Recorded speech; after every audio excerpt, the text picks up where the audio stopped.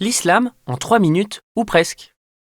Au VIe siècle, malgré la présence de quelques groupes monothéistes, l'Arabie est encore principalement polythéiste. Dirigée par la tribu des Kouraïch, la ville de la Mecque est un haut lieu de pèlerinage. C'est là que naît vers 570-571 le prophète Muhammad. Orphelin de père, il devint berger avant d'entrer au service de Khadija, riche commerçante d'environ 15 ans son aînée, qu'il finit par épouser. Aux alentours de 610, Muhammad aurait reçu lors d'une de ses retraites dans une grotte la visite de l'ange Gabriel. C'est le début de la révélation coranique qui se fera sur 23 ans. Soutenu par son épouse, Muhammad commence par prêcher, dans la lignée des traditions monothéistes précédentes. La religion qu'il prône, l'islam, fait de plus en plus d'adeptes. Seulement voilà, elle remet en cause les inégalités et les privilèges existants. Cela provoque des tensions entre les chefs de la tribu Kouraïch, peu enclins à voir disparaître leurs privilèges, et les partisans du prophète. Persécuté, lui et les siens quittent la Mecque en 622. Ils trouvent refuge à Yatrib, qu'ils renomment Médine, c'est l'Hégire. Ils y passent 8 ans, avant de revenir à la Mecque en conquérant en 630. Muhammad instaure ainsi le pèlerinage. 2 ans plus tard, le prophète Muhammad meurt à Médine sans successeur officiellement désigné.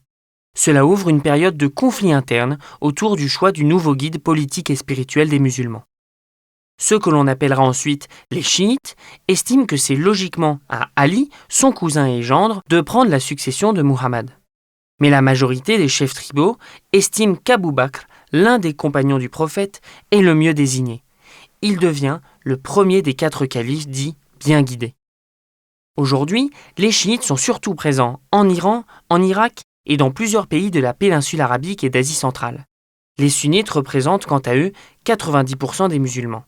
C'est à eux que nous nous intéresserons plus particulièrement dans cette vidéo. Comme toute religion, l'islam s'appuie sur des croyances, des codes, un culte et une communauté. La foi des musulmans sunnites repose sur 6 piliers. La croyance en un Dieu unique, ses anges, ses prophètes, ses livres, la prédestination et le jour du jugement dernier. La foi des sunnites trouve sa source dans le Coran, qui est la parole de Dieu révélée à Muhammad, ainsi que dans la Sunna, ou tradition, qui vient éclairer et préciser le contenu de la révélation coranique. Le code de l'islam sunnite peut être résumé par ce qu'on appelle les 5 piliers de l'islam. La profession de foi, la prière rituelle, l'aumône légale, le jeûne du mois de Ramadan et le pèlerinage à la Mecque. Le culte musulman, quant à lui, se manifeste principalement par les 5 prières rituelles quotidiennes, qui s'effectuent tournées vers la Mecque et plus précisément la Kaaba. La prière du vendredi est particulièrement importante. De nombreux musulmans se rendent à la mosquée pour écouter le prêche et prier ensemble. Plusieurs fêtes ponctuent l'année, les plus importantes étant les 2 Aïd. L'Aïd al-Fitr marque la rupture du jeûne du mois de Ramadan, tandis que l'Aïd al-Adha commémore la force de la foi d'Ibrahim et le sacrifice de son fils Ismaël. La communauté musulmane, enfin, regroupe aujourd'hui près de 1,6 milliard de fidèles. Deuxième religion au monde, l'islam est principalement présent en Asie. On estime qu'environ 8% de la population française serait de confession musulmane.